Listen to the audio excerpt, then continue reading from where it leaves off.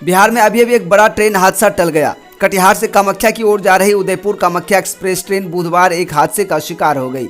कटिहार प्रखंड मुख्यालय से 15 किलोमीटर की दूरी पर डंडखोरा स्टेशन पर प्लेटफॉर्म नंबर 1 से ज्यों ही ट्रेन गुजरी ही थी कि उसी दरमियान ट्रेन का पेंट्री कार का एक चक्का पटरी से उतरने से बच गया, जिससे ट्रेन को तत्काल रोका गया।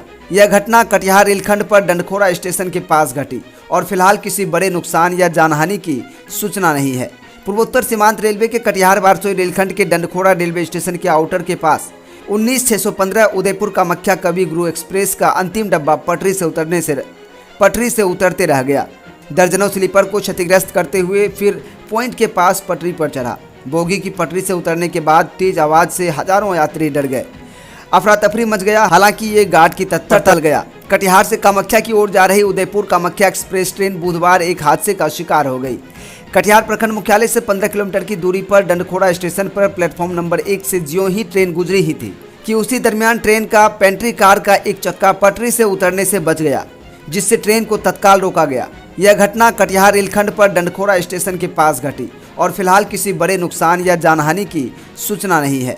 पूर्वोत्तर सीमांत रेलवे के कटिहार वारसोई रेलखंड के डंडखोरा रेलवे स्टेशन के आउटर के पास 19,615 उदयपुर कामाख्या कवि गुरु एक्सप्रेस का अंतिम डब्बा पटरी से उतरते रह गया।